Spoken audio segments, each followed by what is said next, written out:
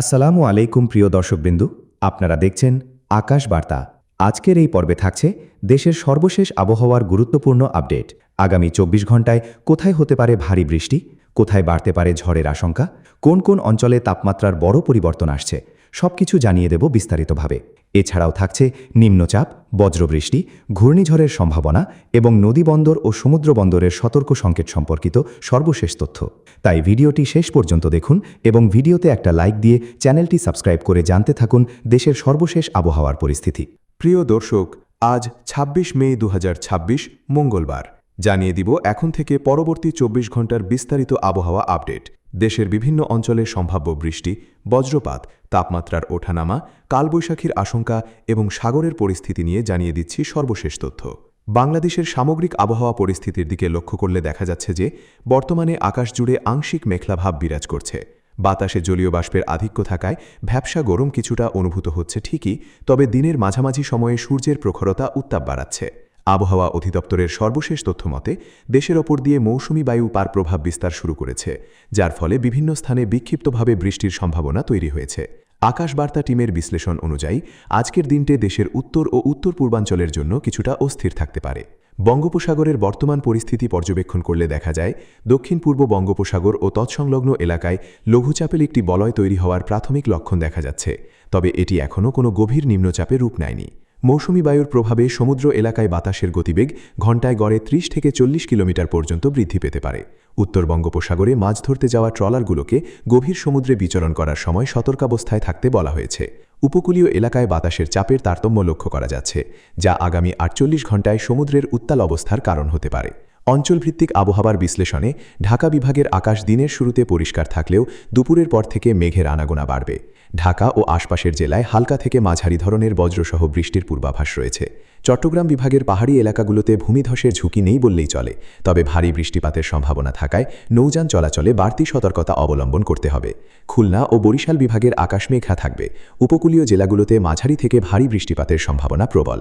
রাজশাহী ও রংপুর বিভাগে দিনের তাপমাত্রা কিছুটা বেশি থাকতে পারে, তবে সন্ধ্যা নাগাদ হালকা কালবৈশাখীর ঝাপটা দেওয়ার আশঙ্কা উড়িয়ে দেওয়া যাচ্ছে না।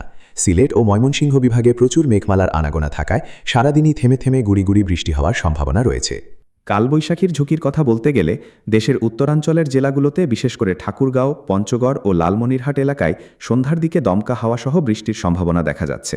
বৃষ্টির সময় বজ্রপাতের তীব্রতা বৃদ্ধির আশঙ্কা রয়েছে, তাই খোলা মাঠে থাকা কৃষকদের দ্রুত নিরাপদ আশ্রয় ফিরে আসার পরামর্শ দেওয়া হচ্ছে। বিশেষ করে খোলা আকাশের নিচে বা বড় কোনো গাছের নিচে অবস্থান না করাই শ্রেয়। দেশের কোথাও কোথাও মৃদু তাপপ্রবাহ বজায় রয়েছে।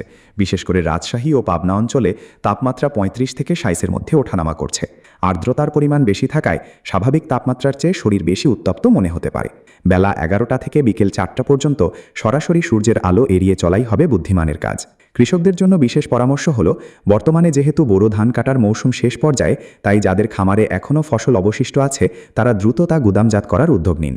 ধান শুকানোর কাজে নিয়োজিত কৃষকদের আকাশ মেঘলা হওয়ার সাথে সাথেই প্রয়োজনীয় সুরক্ষা ব্যবস্থা নিতে হবে। এছাড়া সবজি চাষিদের জন্য বৃষ্টির পানি যেন জমিতে না জমে সেদিকে নজর রাখার অনুরোধ করা হচ্ছে।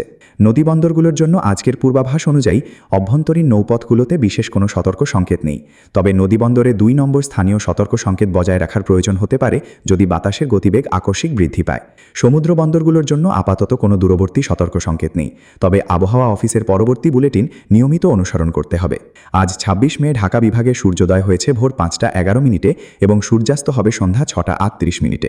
আর্দ্রতার হার গড়ে ৭০ থেকে ৮০% মধ্যে ঘোরাফেরা করছে, যা সন্ধ্যার দিকে আরও কিছুটা বৃদ্ধি পাওয়ার সম্ভাবনা রয়েছে। সব মিলিয়ে আজকের আবহাওয়ার সারাংশ হল, দেশ জুড়ে স্বাভাবিক আবহাওয়া বিরাজ করলেও বিভিন্ন স্থানে বিক্ষিপ্ত বৃষ্টির সম্ভাবনা রয়েছে।